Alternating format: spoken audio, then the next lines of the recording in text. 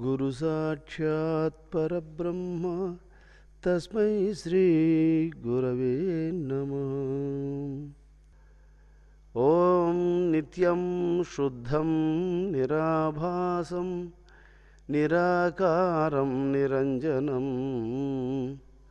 నిత్యబోధం చిదానందం గురుం బ్రహ్మ నమామ్యహం.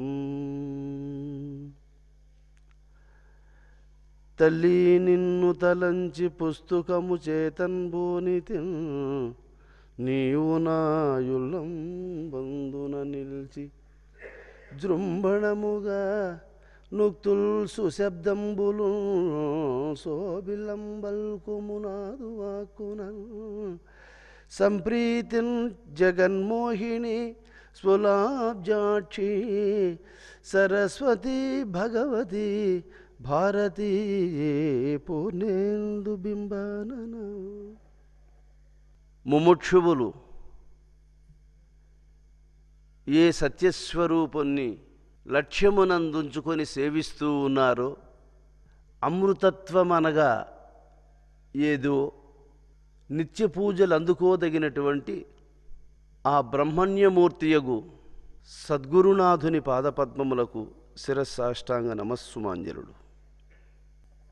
ఇప్పుడు మనం శ్రీకృష్ణ భగవానుడు తన భార్య అయినటువంటి రుక్మిణీదేవికి ఉపదేశించినటువంటి సుజ్ఞాన శాస్త్రమని, గురు శిష్య సంవాదమని, శ్రీకృష్ణ రుక్మిణీ సంవాదమని చెప్పబడేటువంటి యోగశాస్త్రమును మనం ఇప్పుడు వినబోతూ ఉన్నాం. పరాత్పరుడని, పరమేశ్వరుడని, నారాయణుడని, గోవిందుడని, హరి అని సార్థకమైనటువంటి నామములతో ఏ సత్యస్వరూపుణ్ణి వేదములు కొనియాడుతూ ఉన్నాయో ఆ సత్యస్వరూపునకు గురువని పేరు. అటువంటి గురువు యొక్క ప్రభావము గూర్చి నాకు తెలుపు ప్రాణేశ్వర అని రుక్మిణీదేవి అడుగుతూ ఉన్నది. శరీరము అసత్తు, శరీరము లోపలున్నటువంటి యొక్క చైతన్యము సత్తు అని పేరు. ఏ సత్తు వల్ల అసత్తు రాణిస్తూ ఉన్నదో అటువంటి సత్తుకు గురువని పేరు. కాబట్టి ఆ సద్గురుని ప్రభావంబన ఎట్టిదో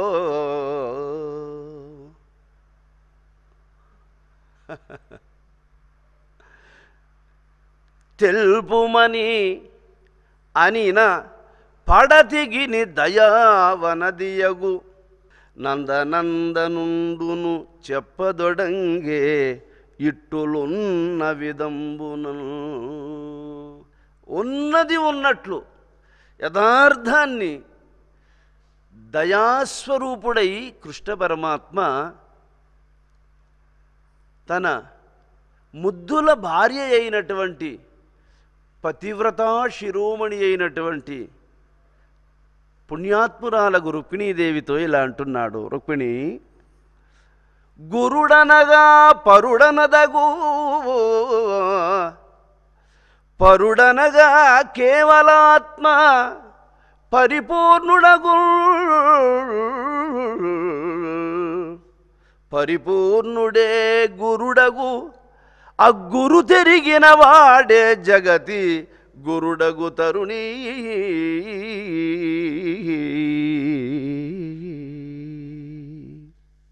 ఒక దీపం ప్రకాశిస్తూ ఉంది, ఇంకొక దీపాన్ని తీసుకొచ్చి దీంతో ముట్టించుకొని పోతూ ఉంటాడు. ఇంకొక దీపాన్ని తీసుకొచ్చి ముట్టించుకొని పోతూ ఉంటాడు. ఎందరూ ఎన్ని దీపాలను దీని నుంచి ముట్టించుకొని పోయినా దీని యొక్క పరిణామం మాత్రం తగ్గదు. దీనికి ఉన్న వెలుగు, దీనికి ఉన్నటువంటి యొక్క వేడిమి, దీనికి ఉన్నటువంటి యొక్క స్వరూపము సన్నగిల్లదు. భాగం పెట్టి ఇచ్చేయడం వల్ల వీక్ అవ్వదు. దీని ఒత్తికి తగినటువంటి పరిమాణం అనేది ప్రకాశిస్తూనే ఉంటుంది. దాని ఒత్తికి తగినంత వెలుగును దానికి ఇస్తూనే ఉంటుంది. ఒక దీపము నుంచి 1000 దీపాలను వెలిగించుకున్నా, ఏ దీపము నుంచి అరణ్యానికి అగ్గి తగిలించినా అది కొండలను కాల్చేసినటువంటి యొక్క మహాశక్తి అయ్యి అన్నిటిలో అంతశక్తిని విజృంభింపజేస్తూ ఉంది. కాబట్టి రాముడుగా అవతరించిన రామునికి ఆయన పరుడే, కృష్ణుడుగా అవతరించిన కృష్ణుడికి ఆయన పరుడే, వామనుడుగా అవతరించిన ఆయనకి ఆయన పరుడే. రాముడే కాదు రామునికి పరుడై ఉన్నాడు, కృష్ణుడే కాదు కృష్ణునికి పరుడై ఉన్నాడు, శివుడే కాదు శివునికి పరుడై ఉన్నాడు. ఎన్ని రూపాలను దాని నుంచి వెలువడినా తన స్వరూపం మాత్రం వెలితిలేనిది ఏదైతే ఉందో దానికి గురువు అని పేరు రుక్మిణి. మరి పరుడనగా కేవల ఆత్మ పరిపూర్ణుడగు. ఆత్మ నీలోనే ఉంది, నువ్వు వదిలేసి కూర్చొని ఉన్నావు. నిన్ను ఉద్ధరించేటువంటి మహాశక్తి అదే, దాన్ని నువ్వు వదిలేసి ఉండేది. అందువల్ల దాన్ని కేవల ఆత్మ అది పరిపూర్ణమగు.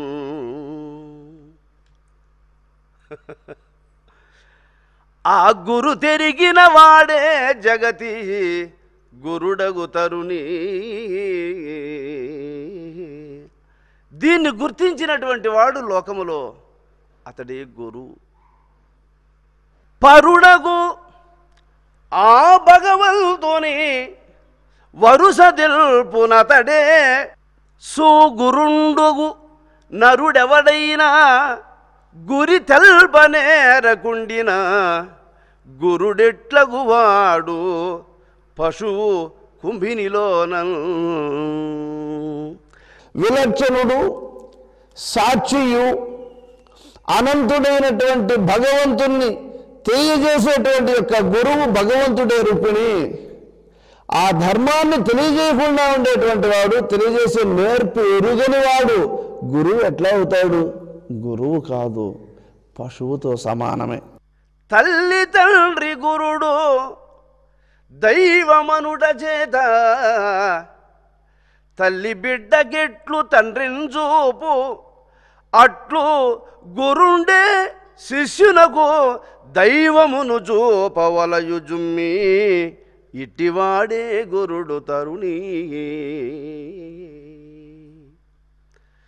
బిడ్డను చంకలో పెట్టుకొని తల్లి అదిగో మీ నాన్న దగ్గర పోరా నాయనా, మీ నాన్న దగ్గరికి పో అని తండ్రిని చూపిస్తుంది, తండ్రి చేతికి అందిస్తుంది. అలాగే గురువు తల్లి బిడ్డకు తండ్రిని చూపించినట్లు శిష్యునికి భగవంతుణ్ణి చూపిస్తాడు. ఇప్పుడు నన్ను చూస్తున్నావు అంటే నాకు ఎదురుగా ఉన్నావు, నాకు దగ్గరగా ఉన్నావు, నాతో కలిసి ఉన్నావని అర్థం. అలాగా భగవత్ స్వరూపాన్ని చూచే అదృష్టం స్వరాన్ని ఎవడు చూస్తాడో ఆ స్వరము మన స్వరూపమని, ఆ స్వరము చైతన్య స్వరూపమని, ఆ స్వరము పరమాత్మయని, ఆ స్వరాన్ని దైవంగా గురువు గుర్తు చేసినప్పుడు శిష్యుడు ఇంత విచార జ్ఞానము చేత ఇంత విపులంగా దాన్ని కోర్చి తెలుసుకొని దాని గొప్పతనాన్ని అర్థం చేసుకొని దాన్ని ఎప్పుడు మరులుకుంటాడో ఇంకా తక్కిన మరులన్నీ వదిలిపోతాయి. గురుడే అజ హరిరుద్రులు, గురుడే ఇంద్రుడు దివిజ కుముదాప్తరవుల్, గురుడే సర్వమయుడగు గురునకు ఇతరంబులేదు కోరి వెదకిన.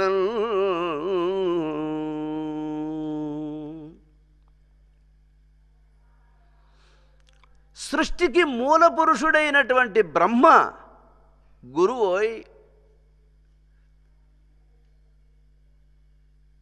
శేషశయనుడైనటువంటి విష్ణువు గురుడోయ్, ఇంద్రుడు దేవతలకందరికీ కూడా నాయకుడైనటువంటి ఇంద్రుడు, చంద్రుడు, సూర్యుడు, నక్షత్రములు, దిక్పాలకులు సర్వము గురుస్వరూపమే. ఆయన కాని దేవత లేదు. గురువుకు నమస్కరించిన వాడు ఇంకొక దేవతను పూజించవలసిన అవసరం లేదు.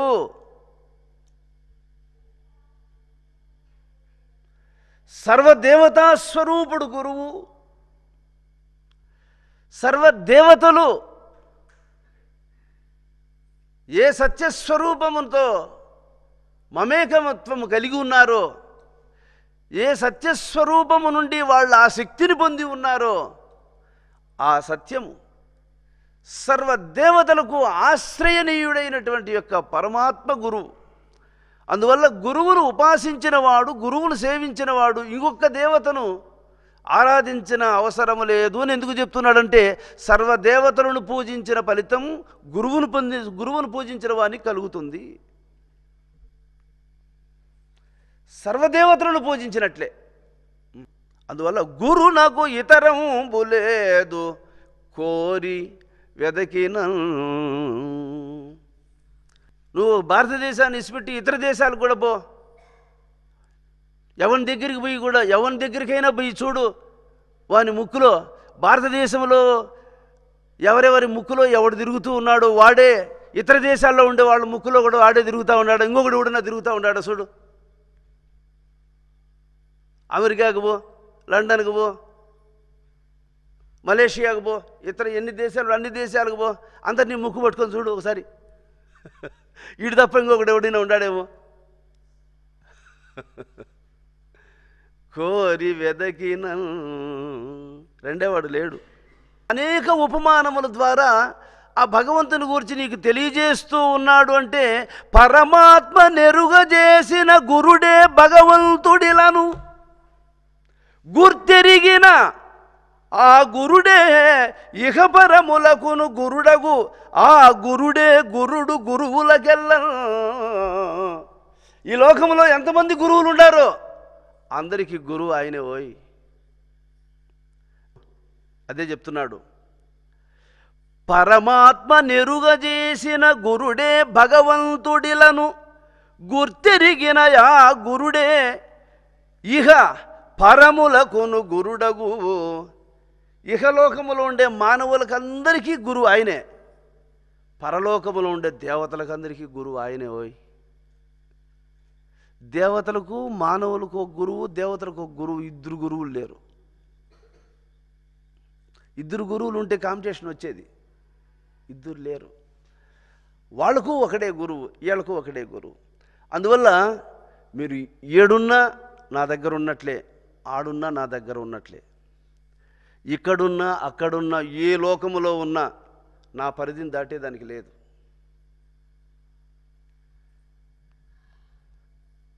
సముద్రములో చేప ఆగ్నేయంలో ఉన్నా, వాయువ్యంలో ఉన్నా, నైరుతిలో ఉన్నా, నడుములో ఉన్నా, ఏడున్నా సముద్రంలో ఉన్నట్లే. నీళ్లు దాటి బతకలేదు అది. ఆహా, ఏడున్నా నీళ్ళలో ఉండాల్సిందే. నన్ను విడిచి బతకలేదు జీవుడు. వాడు ఏ లోకములో ఉన్నా, వాడు నరకములో ఉన్ని, వాడు స్వర్గములో ఉన్ని, వాడు ఏ లోకములో ఉన్నవాడు గురువు యొక్క పరిధిలో ఉండాల్సిందే. ఆయన దాటిపోయేదానికి లేదు. అటువంటి వాడు గురుడంటే, గురువు అంటే గడ్డం పెట్టుకొని కూర్చొని ఒక వ్యక్తి కాదు రుక్మిణి. గురువు అంటే ఆయన మహాశక్తి సంపన్నుడు. ఈ విషయాన్ని చెప్తూ ఉన్నది ఎవరండి? సాక్షాత్తు పరమాత్మ చెప్తూ ఉన్నాడు. సామాన్యుడు చెప్పిన మాట కాదు ఇది. గురు మహిమ తెలియ ఎవ్వరి తరమగు దేవతలకైన తలపగవశమా.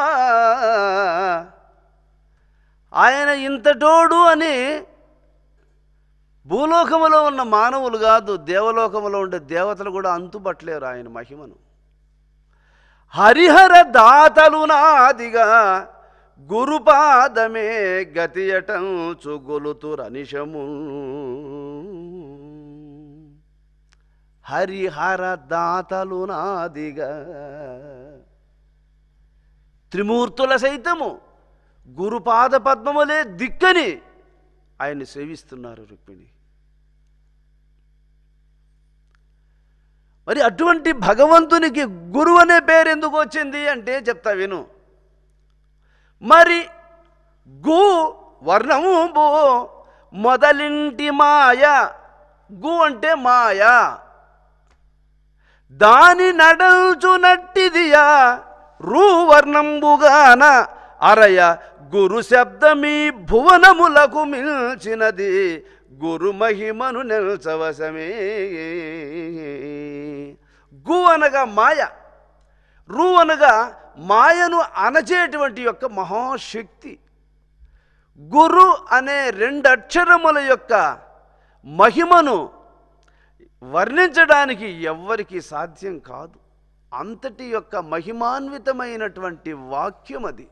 అందువల్ల భగవంతునికి గురువు అనే సార్థక నామాన్ని మహర్షులు పెట్టుకున్నారు. దీన్ని అన్నారు. దేవునికి ఏం పేరు అంటే గురువు అని పేరు. భగవంతునికి ఏం పేరు అంటే గురువు అని పేరు. దానికంటే మించిన పేరు ఏదైనా ఉందా అంటే ఇంక లేదు. దానికంటే మించినటువంటి పేరు, వాల్యూ కలిగినటువంటి యొక్క వాక్యము ఇంకొకటి లేదు. అందువల్ల భగవంతునికి గురువు అని మా గురుదేవులు వారు చెప్తూ ఉండేవాడు. గురువు అనే పేరు నరుంది కాదు నాయనా, అది నారాయణుందమ్మా అనేవాడు స్వామి.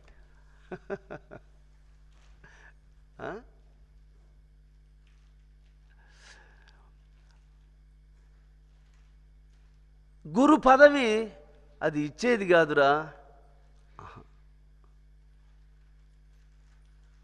అట్లుండేది. శిష్యులకు కావాల్సింది ఏంది? గురు స్వరూపంతో కలుసుకోవాల్సిందే వాళ్ళకి కావాల్సింది. దానికంటే మించిన అధికారం ఇంకొకటి లేదు. అధికారం అంటే అదే, గురు స్వరూపంతో కలుసుకోవడమే అధికారం. గురువు ఎట్టివాడో తెలుసుకొని కలిసిపోవడమే అధికారం. అది ఇచ్చేది కాదు, అది తీసుకునేది కాదు, అది వస్తువు కాదోయ్. నేను గురువు కావాలా అని భావించేవాడు వెర్రివాడు. నాకు గురువు పోస్టు కావాలనేవాడు వెర్రివాడు. ఆ నాన్ తీసేస్తే కావాల్సింది ఎవరికి? ఆ నానే కదా ఇన్నిటికి కారణం. నా ఉండేవాడు నువ్వు ముక్తుడు ఎట్లవుతావు? నా ఉండేవాడు గురువు ఎట్లవుతాడు? అన్నిటికీ ఆధారంగా, సాక్షిగా, విలక్షణంగా ఉండేవాడే దేవుడు. దానికి గురువు అని పేరు. మహాత్ములంతా దాంతో కలుసుకుంటున్నారు. నరుడెట్లు గురుడగునని గురు మర్మము తెలియగా కూయకుమతులై నరులకు తెలుపునే పశువులు అరయంగా తెల్పకున్న నరుడే గురుడవు. నరుడు కదా ఆయన కూడా. ఆయన ఏమన్నా ఆకాశం నుంచి దిగి వచ్చినాడా? ఆయన ఏమన్నా దేవుడా అని మూర్ఖులుగా ఉండేవాళ్ళు తర్కిస్తూ ఉంటారు, మాట్లాడుతూ ఉంటారు. ఆయన మనట మనిషి కదా అని. సరే, మనిషి కూడా అనుకో. నువ్వు భగవంతుని గురించి తెలుసుకోవాలి అనుకుంటే పశువుల మందలేక పోయి ఆవుల గుంపులో కూర్చో. ఏమండి కర్యావు గారు, ఏమండి పశావు గారు, నాకు కొంచెం వేదాంతం గురించి చెప్పండి, నేను ఆవులను అడుగు చెప్తాయేమో. పశువులు చెప్తాయంటారా నీకు వేదాంతము? నీకు చెప్పాలి అంటే హరి నరస్వరూపంలో వచ్చి చెప్తే తప్ప నీకు అర్థం అవ్వదు. అందువల్ల హరి గురు రూపమున నరుడై ఉన్నాడు. ఇప్పుడు మా గురువు కేశవానంద స్వామి వారు ఇప్పుడెక్కడ ఏరి ప్రకృతి స్వరూపాన్ని ధరించి అవతరించారు. ఆశ్రితులైనటువంటి శిష్యులకు పరమార్థాన్ని అందించారు. నిరాకార నిర్గుణ పరబ్రహ్మమై ప్రకాశిస్తూ ఉన్నారు. అవతరించక మునుపెట్లున్నాడో అవతరించిన తర్వాత కూడా అట్లే ఉన్నాడు. అవతారాన్ని పరిసమాప్తం చేసినప్పుడు కూడా అట్లే ఉన్నాడు. ఆ స్వరూపము గురుస్వరూపము. ఈ స్వరూపము శిష్యుల కోసం ధరించిన స్వరూపము. ఆయన ఈ లోకంలో కొన్ని అనుభవించడానికి, కొన్ని కర్మలను అనుభవించడానికి ధరించిన స్వరూపం కాదు.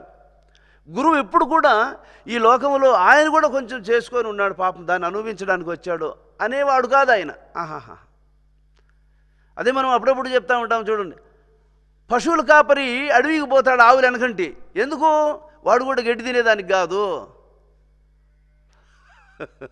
ఆవుల కాడికి పోతాడు కూడా, ఆవులు మేపేదానికి అడవికి.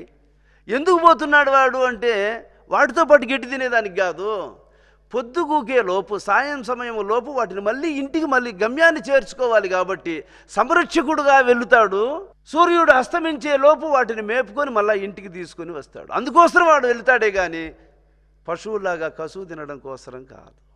అలాగే మనల్ని అందరినీ కూడా ఈ జన్మము పరిసమాప్తము కాకమునిపే ఈ సార్థకమైనటువంటి యొక్క జన్మాన్ని, పావనత్వాన్ని అనుగ్రహించడానికి ఆయన నరస్వరూపాన్ని ధరించుకొని వచ్చాడే కానీ ఆయన కూడా మనలాగా కర్మలను చేసి కర్మలు అనుభవించడానికి వచ్చిన వ్యక్తి కాదు. ఇది నరులలోనే నరుడుగా ఉన్నటువంటి యొక్క గురువు రహస్యం. అది నరుడు గురుడెట్లగునని అనిన వినుము, నరకులంబున బుట్టిన నరుడు లెస్స, గురుకులంబున మెలగిన గురుడెయగును, అన్యజాతి కీటకం బలి అయిన ఎట్లు.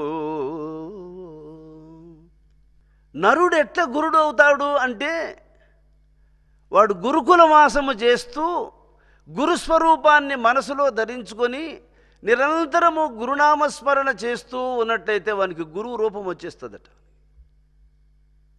అది ఎట్లా అంటే కీటకము భ్రమరమైనట్లు చెప్పేశాడు. కీటకం ఎట్లా భ్రమరమవుతూ ఉందో అలాగే గురుకులకు వాసము చేసినటువంటి వాడు గురుస్వరూపాన్ని పొందుతాడు. ధరణి సమస్తము కంటేనో గురుడధికుడు. ఈ ప్రపంచంలో ఎన్ని ఉన్నాయో అన్నిటిల్లో నీకేది ఎక్కువ అనంటే ఈ ప్రపంచంలో ఉన్న వాటికి అన్నిటికంటే కూడా నాకు నా గురువు ఎక్కువ. ధరణి సమస్తము కంటేను గురుడధికుడు, స్మరణ కంటే గురి అధికము బవో. స్మరణ దేన్ని చేస్తూ ఉన్నావో ఆ స్మరిస్తూ ఉన్న దాని పట్ల గురి అది అధికమోయ్ అంటాడు. దేని నువ్వు స్మరిస్తున్నావో ఆ స్మరిస్తున్న దాని మీద గురి ఉండాలోయ్. ఆ గురి గురుస్వరూపము దాని యందు ప్రవేశించి మాయను అక్కడ ఛేదిస్తుంది. అందువల్ల గురి అంటే ఏమి? లక్ష్య సిద్ధి, దృష్టి. దీన్ని అమనస్కం, మనస్సు లేనటువంటి యొక్క స్థితి గురి యందుంది. రెండు కన్నులు కలిసే చోటుకు భ్రూమధ్యం అని పేరు. అంటే కన్నులు రెండున్నా, రెండు కన్నుల యందు చూపున్నా, ఈ కన్ను మూసుకున్నా కనపడుతుంది, ఈ కన్ను మూసుకున్నా కనపడుతుంది, రెండు కన్నుల్లోన చూపు ఉంది. కానీ రెండు కన్నుల్లో చూపు ఉన్నప్పటికీ రెండు కన్నులు ఒకే వస్తువును చూస్తున్నాయి. ఈ కన్ను ఒక వస్తువును, ఈ కన్ను ఒక వస్తువును చూచుటలేదు. కన్నులు రెండున్న ఒక వస్తువునే చూస్తూ ఉన్నాయంటే ఆ వస్తువు దగ్గర కలుస్తున్నాయి. అవి రెండు ఆ వస్తువు దగ్గర రెండు కలుస్తున్నాయి, ఆ వస్తువు దగ్గర రెండు కలుస్తున్నాయి, ఆ వస్తువు దగ్గర రెండు కలుస్తున్నాయి. నువ్వు ఎక్కడ గురి నిలిపితే అదే భ్రూమధ్యము. భ్రూమధ్యం అంటే ఇది కాదురా, అది కూడా అది భ్రూమధ్యము, అది భ్రూమధ్యము, అది భ్రూమధ్యము, అది భ్రూమధ్యం. ఎక్కడ చూపి నిలిపితే అదే లయిస్తాను. అది అమనస్కం. సూక్ష్మము తెలియనప్పుడు అది మనస్సు, సూక్ష్మము తెలిస్తే అది అమనస్సు. అందువల్ల మనస్సు ఎవరికి ఉంది? గురి లేని వానికి ఉంది. మనస్సు ఎవరికి అదుపులో ఉంది? గురువు ఉన్నవానికి ఉంది. గురు గురి.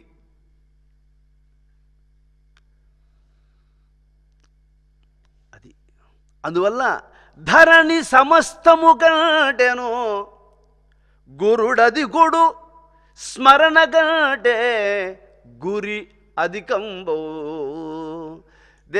దీనికే స్వామిగారు హుసేన్ బ్రహ్మేంద్ర స్వాముల వారు నాసికాగ్రము దృష్టి అది కూడదని చాలా తోసివేయమనేనే. నాసికములో పయనిస్తూ ఉన్నదాని మీద ఉందే దృష్టి, అరే దాన్ని రిలీజ్ చేస్తూ ఉంది ఒకటి భ్రూమధ్యంలో. అది వశమైన పరతత్వ అసిపదమున దృష్టి మెదలనీయక మనసు వశింపు మనే గాని. అసిపదమున దృష్టి మెదలనీయక మనసు వశింపు మనే గాని. కాబట్టి ఆ దృష్టిని కదలనీయకుండా దాన్ని ఒకటి కదిలిస్తూ ఉంది. అక్కడి నుంచి నిన్ను స్లిప్ చేయడానికి మాయ సూక్ష్మాకృతిని ధరించి అక్కడ కూడా నిన్ను పక్కకు తప్పించడానికి కదులుతూ ఉంది. మెదలనీయక మనసు వశింపు మనే గాని. దాన్ని మెదలనీగాకు, దాన్ని కదలనీగాకు. అక్కడ నువ్వు జాగ్రత్త వహించాల్సింది. ఆడు జారిపోతున్నారు అంతా. అంతా అచలం, అంతా అచలం చెప్తారు, చలనంలోనే జస్తూ ఉన్నారు బడి. అది అచలం, అది పరిపూర్ణం, అది బయలు, అది పరబ్రహ్మము. కాబట్టి స్మరణ కంటే గురి అధికంబవు. గురి కంటే మిగుల ముక్తియు పరికంపగ ముక్తి కంటే భక్తి గణంబవు. గురి కంటే మిగిలినది ముక్తి. ఏ గురి వల్ల ముక్తి లభిస్తుందో ఆ ముక్తినిచ్చేది భక్తి. ఆ భక్తి గురువు పట్ల లేకపోతే ఇది అందదోయ్ అనేసాడు. కాబట్టి ఇక్కడ రహస్యమంతా ఇక్కడ చెప్పేశాడు. ఇక్కడ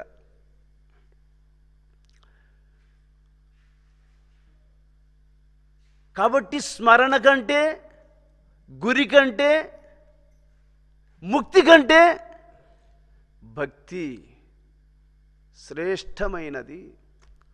ఆ భక్తి గురు భక్తి లేని వారికి ఎరిగింపగబోలదిట్టి నిర్మల బోధ. గురువు పట్ల ఆ పరిపూర్ణమైనటువంటి యొక్క భక్తి లేకపోతే దీని అంచుకు రాలేరు రుక్మిణి. ముక్తికి మూలము భక్తియు, భక్తికి మూలము ముక్తి. బ్రహ్మాదులకు మోక్షం పొందాలి అంటే నీకు భక్తి కావాలోయ్. మరి ఆ భక్తికి మూలము ముక్తి, ముక్తికి మూలము భక్తి. రెండిటికి సంబంధం ఉంది.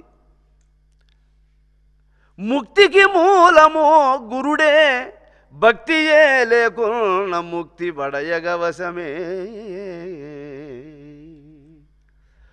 ముక్తికి మూలము భక్తి, భక్తికి మూలము ముక్తి. బ్రహ్మాదులకైనా సరే ఈ భక్తి, ఈ ముక్తి, ఈ రెండిటికి గురుడే మూలము. అసలు గురువు యొక్క అనుగ్రహమే లేకుంటే భక్తి వివరం నాకు తెలిసేదేనా? ముక్తి అంటే ఏంటో తెలిసేదేనా? ఈరోజు భక్తి అనగా ఎట్టిది, ముక్తి అనగా ఎట్టిది అని తెలిసింది ఎవరి నుంచి? ఎవరి అనుగ్రహంతో? గురువు యొక్క అనుగ్రహంతో. గురువు యొక్క కృపే లేకుంటే నీకు భక్తి ఏందో తెలియదు, ముక్తి ఏందో తెలియదు, ఎట్లా బ్రతకాలనో తెలియదు, అసలు నీకేమీ తెలియదు. సురముని యక్షకిం పురుష సోమ దివాకర మూర్తులింద్రుడు గరుడ భుజంగ దిక్పతుల కల్మష దానవ సిద్ధ సాధ్య కిన్నర వరరాజ మంత్రులను నాది సమస్త జనాలికి ఇలా పరమ పవిత్రమైనదియు భక్తియుగాదే తరింపజేయగన్. దేవతలకైనా మునీశ్వరులకైనా యక్ష గరుడ గంధర్వ కిన్నర కింపరుషులైన త్రిమూర్తులకైనా రాజులకైనా మంత్రులకైనా సమస్త జనాలకి కూడా ఉద్ధరింపబడేటువంటి యొక్క మార్గము భక్తి ఒక్కదాని చేత తప్ప మరొక మార్గం కూడా లభించదు. భక్తి అట్టిది.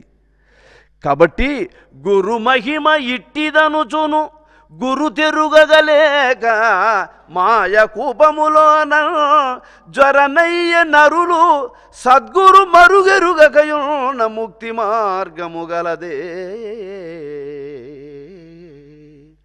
గురు మహిమ ఇట్టిది, గురు ఇంతటివాడు అని తెలుసుకోలేరు రుక్మిణి. ఇది అర్థం అవ్వదు. ఇది ఆ జన్మ సంస్కార పరులైనటువంటి యొక్క వేల కోట్ల జన్మలలో చేసుకున్న పుణ్యఫలానుభవము ముందుకొచ్చి ఆయనను ఆయన్ను సేవించదగినటువంటి అదృష్టం కలిసి వచ్చినవాడు తప్ప ఆయన్ను గుర్తించలేరు, సాధ్యం అవ్వదు. ఏదో ఒక కారణంగా మన కర్మ ఆయన నుంచి పక్కకు తొలగించడానికి ప్రయత్నం చేస్తుంది, అంత బలీయమైంది. కాబట్టి గురు మహిమ ఇట్టిదనుచును గురు తెరుగగలేక మాయ కూపములోన జ్వరనయ్య నరులు సద్గురు మరుగెరుగకయున్న ముక్తి మార్గము గలదే. గురువు యొక్క మరుగు అది, ఆ మరుగు చిన్నది కాదు. ఆహాహా, ఆ మరుగు చిన్నది కాదు, అంత రహస్యం, అంత రహస్యం. అందువల్ల గురువు ఎప్పుడూ రహస్యంగా ఉంటాడు, ఎప్పుడూ రహస్యంగా ఉంటాడు. ఆయన స్వరూపాన్ని కొడుకైతేనే 100 మందిలోనైనా సరే తల్లి యొక్క స్తనాన్ని నోట్లో పెట్టుకోగలుగుతాడు. తక్కిన వారికి అది సాధ్యం అవ్వదు. ఎప్పుడైనా ఏ సమయంలోనైనా 100 మందిలో కూర్చొని ఉన్నా కానీ తల్లి దగ్గర పోయేవాడు స్తన్యం నోట్లో పెట్టుకోగలుగుతాడు. అట్లాగా గురువుకు బిడ్డై సేవిస్తే తప్ప రెండో వాడు దీన్ని అందుకోలేడోయ్. అట్టిది ఇది విద్య. అయితే నికమైన గురుడు చిక్కుట కష్టంబు టక్కు గురులకెందు లెక్కలేదో అరయ కాంచనంబు అరుదు లోకంబున కళ్ళ ఇత్తలి లేదే కొల్లగాను.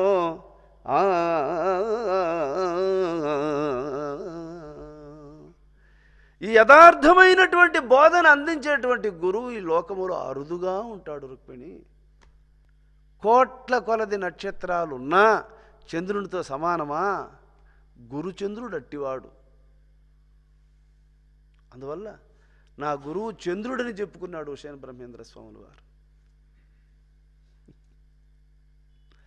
గురు చంద్రు కృపబడసి గురు ద్వాదశాక్షరి మరువగాసే కూషన్ మరగి ఉండిన చోటున్నే చెప్పలేనే సద్గురు కరుణ నే చెప్పలేనే నే చెప్పలేనమ్మా దయ ఉంచిన ఎందు అజపరాజా హంస హజము చెందిన చోటు నే చెప్పలేనే. అజపము అనగా నువ్వు జపించకపోయినా అది జపం చేస్తానే ఉండదోయ్. నువ్వు దాన్ని స్మరించకపోయినా నిన్నది స్మరిస్తూ ఉందిరా. నువ్వు చేసేది ఏంది? నీ మొగము. నువ్వు చేయాల్సిందంతా నీ మొగంలోనే ఉండదు, అది పక్కన ఎడలేదు. నువ్వు చేసేది ఏది? నీ మొగం. అందుకే పెద్దోళ్ళు ఊత పదాలు కొన్ని మాట్లాడినా కానీ అవి కరెక్ట్గా గురి తప్పకుండా తగులుకుంటాయి అవి. నేను ధ్యానం చేసినా స్వామి, నేను తెల్లవారుజామున లేచినా స్వామి చెప్పుకుంటూ ఉంటారు. నువ్వేంది నీ మొగం నువ్వు ధ్యానం చేసేది? నువ్వు నిద్రపోయినా, నువ్వు పడి నిద్రపోయినా కానీ అది నిన్ను ధ్యానం చేస్తూ ఉండదు. అది నిరంతరము. నేను మర్చిపోతే ఇటు చచ్చిపోతాడని, నేను మర్చిపోతే ఇటు లేయలేడని, నేను మర్చిపోతే ఇటు బతకలేడు, ఈయనకి ఇంక బతికే లేదు, ఈయనకి ఈ లోకంలో సీటే లేదు, ఈయన ఇంక ఉన్నారు, ఈయన్ని భూస్థాపితం చేసేస్తారు, మట్టికి మరుగు చేసేస్తారు. ఈయన్ని పాపం వీడు నామరూపాలు లేకుండా పోతాడు, వీడు చెడిపోతాడు వీడు. కాబట్టి ఈయన్ని నేను మరువకూడదని మరువకుండా ఆయన చేస్తూ ఉన్నాడు జపము. ఆయన చేసే జపములో నువ్వు చేసే జపం ఎంత? ఆయన చేసే జపములో నువ్వు చేసే జపం ఎంత?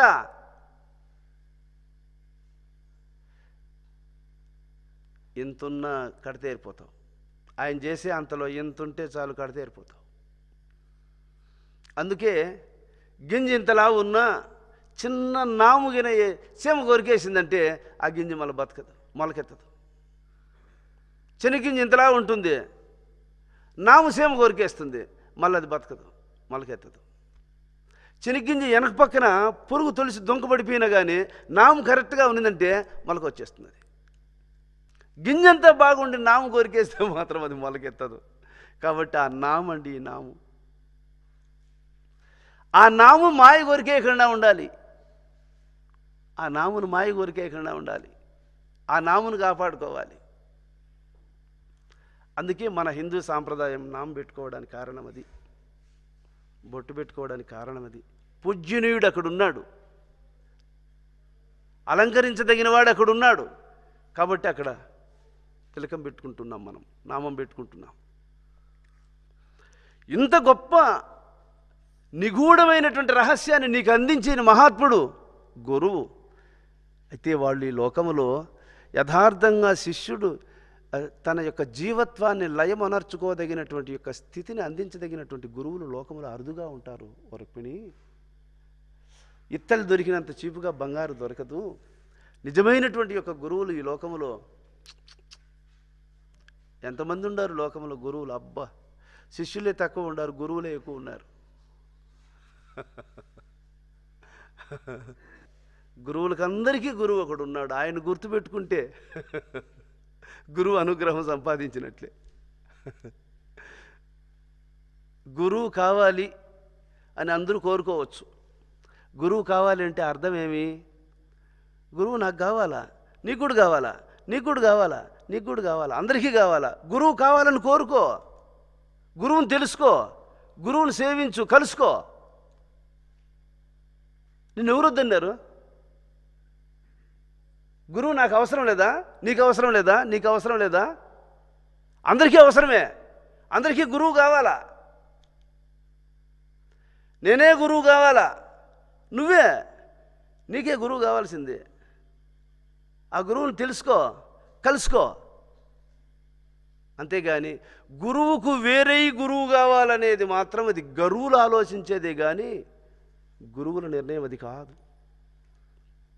గురువుని తెలుసుకుంటే కావాల్సింది ఇంకేమైనా ఉందా అంటే లోకంలో ఇంకేమీ లేదు. పదవి కావలసింది దేహమునకు కాదు. దేహము కాదని తెలుసుకుంటే కావలసిన పదవి లేదు.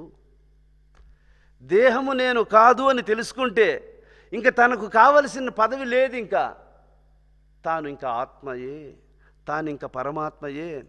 పరమాత్మయే నేనైనప్పుడు, మోక్షాన్ని అనుగ్రహించదగిన మోక్ష ప్రదాతే నేనైనప్పుడు నాకు ఇంక కావాల్సింది ఏముంది? నేను ఇంక పొందాల్సింది ఏముంది? కోరికలు లేవు. అది కదా గురుస్థానము, అది కదా గురుస్వరూపము, అది కదా మోక్షము, అది కదా కోరికలు అంతరించిపోగలిగినటువంటి యొక్క స్వరూపము. దాన్ని ఎంతమంది పొందితేనేమి? అందరూ పొందండి రా స్వామి, నేను అందరికీ నమస్కారం చేస్తా. అందరూ పొందండి, అందరూ కలుసుకోండి, అందరూ గురువులు అయిపోండి, మంచిదే.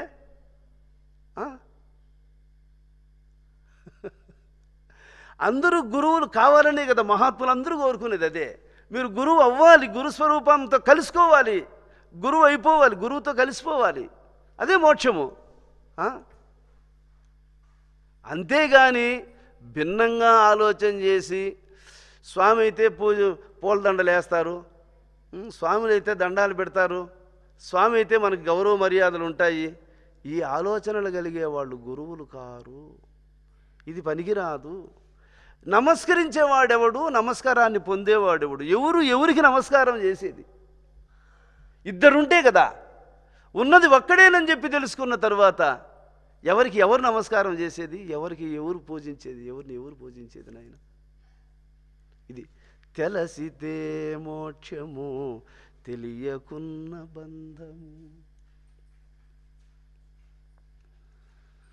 వసుధ దైవంబు చూపిన వాడే గురుడు, కనినయా తండ్రి శిష్యుండు గడకతోడ. రే కేశవ, అటు చూడరా. పులపుత్తూరుకు పోయేటప్పుడు ఆ ఏట్లో ఎద్దుల బండిలో పోతున్నారు మా గురువు గారు సుభదాస్ యోగీంద్రుల వారితో కలిసి. చిక్కు చీకాటి కావల చుక్కల కాంతి మీరి, మక్కువ ఆపోజ్యోతిని చక్కగా చూచు వారికి, మక్కువ ఆపోజ్యోతిని చక్కగా చూచు వారికి అని అన్నప్పుడు, రై కేశవ అటు చూడరా అన్నాడట సుభదాస్ స్వామి గారు. అటు చూచాడు. వెంటనే సమాధి దృష్టి వచ్చేసిందండి మా గురువు గారికి. ఎక్కడ? ఎద్దుల బండిలో. వసుధ దైవమును చూపిన వాడి గురుడు, కనినయాతడే శిష్యుండు గడకతోడా. భగవంతుని అటు చూడరా అని చూపించిన వాడే గురువు, చూపించగానే చూచిన వాడే శిష్యుడు. పరము చూపింపకయగాడు పరమ గురుడు, చూడకయగాడు శిష్యుండు సుస్థిరముగా. చూపించకపోతే ఆయన గురువు కాదు. ఆ సంజ్ఞను అలా చేయగానే అందుకొని చూడకపోతే వాడు శిష్యుడే కాదని. అందువల్ల ఇద్దరు సమర్థులు కావాలోయ్, ఇద్దరు సమర్థులు కావాలి. గురువు సమర్థుడయ్యి శిష్యుడు అసమర్థుడైతే ఏం చేస్తాడు గురువు? చెప్పండి. సరసుల చెంత చేరినను సాధు గుణంబులు వచ్చునేరికే. సమత్వమెరిగిన మహాత్ములు ఆప్యాయతతో అనురాగముతో ఆదరించదగినటువంటి యొక్క సద్బుద్ధి కలిగినటువంటి పుణ్యాత్ములతో కలిసి జీవిస్తే మనకు కూడా సాధు లక్షణాలు వచ్చేస్తాయట. అందుకే నీకు భక్తి ఎట్లా కుదురుతుంది, నీకు జ్ఞానం ఎట్లొస్తుంది అంటే గురువును దర్శిస్తా రావాలోయ్. గురువును దర్శిస్తా రావాలి. అందుకోసం రావాలి ఆశ్రమానికి, అంతే. ఆయన్ను దర్శించే కొద్దీ వానిలో ఛార్జింగ్ పెరుగుతుంది. ఎన్నిసార్లు దర్శిస్తే, ఎంత ఎక్కువగా దర్శిస్తే, ఎంత సమీపంలో ఉంటే అంత ఎక్కువ శిష్యుడు శీఘ్రకాలంలో ఉద్ధరింపబడతాడు. అందువల్ల సత్పురుషులను దర్శించాలి. సత్పురుషులతో సమయాన్ని ఎంత దొరికితే అంత సమయాన్ని వాళ్ళతో గడపడానికి సిద్ధంగా ఉండాలి. ఎంత సమయం దొరికితే అంత సమయాన్ని సద్వినియోగం చేసుకోవాలి సద్గురువుతో అని నిర్ణయంలో ఉండాలి శిష్యుడు. ఎప్పుడు సమయం దొరికేనా స్వామిని దర్శించేనా, ఎప్పుడు సమయం దొరికేనా అని ఎవడు ఎదురు చూస్తూ ఉంటాడో వాని అభిప్రాయాన్ని అంతర్యామి గుర్తించి వానికి అవకాశం ఇస్తూ వస్తూ ఉంటాడు. నాకు ఇప్పుడు ఏడవుతుంది లేప్ప అని వానంతట వాడే వాని చేతులు వాని కళ్ళకి అడ్డ పెట్టుకొని నాకేం కనపడలేదు అనుకున్నట్లు వాని సంకల్పమే వానికి అడ్డు తగిలినప్పుడు ఇంకా పరమాత్మ వాడిని ఏం చేస్తాడు చెప్పు? వానికి అనుగుణంగానే వాడిని వదిలేస్తాడు, అంతే. వాని సంకల్పాలకు అనుగుణంగా వాడిని వదిలేస్తాడు. కాబట్టి సరసుల చెంత చేరినను సాధు గుణంబులు వచ్చునేరిక, దురిత జనాలి సఖ్యమున దుష్టగుణంబులు గల్గునెట్లన. దుర్మార్గులతో సవాసం చెయ్యి, కొన్ని దుర్బుద్ధులు నీకు కూడా వచ్చేస్తాయి. ఒక గంట సేపు కాదు కదా, అసలు వాళ్ళ సవాసమే చేయొద్దనేసాడు. ఒకరోజు కాదు, ఒక్కసారి కూడా వాళ్ళతో స్నేహమే ఈయన ప్రవర్తన బాగలేదు అనుకుంటే దూరంగా ఉండేది నేర్చుకో. మనం ఎవరిని నిష్ఠూరం చేసుకోకూడదు, మనకు అందరూ కావాలా అని వాని చేతను కూడా కొంచెంసేపు కూర్చుంటే వానికున్నది నీకు కొంచెం అంటిస్తూ ఉంటాడు, నీకు కొంచెం అంటిస్తూ ఉంటాడు. ఎవరికి గురుభక్తి ఉండదో వానితో స్నేహము చెయ్యొద్దు. ఇది ఉత్తమ గురుపుత్రునికి ఉండవలసినటువంటి యొక్క లక్షణం. ఎవరికి గురుభక్తి ఉండదో వానితో స్నేహము చేయకూడదు. ఉత్తమ శిష్యుని యొక్క లక్షణం అది. ఎవడు గురువు పట్ల అత్యంత భక్తికి శ్రద్ధలు కలిగి ఉంటాడో వానితో స్నేహం చెయ్యి. దాన్ని నువ్వు కూడా అనుసరించి బాగుపడతావు.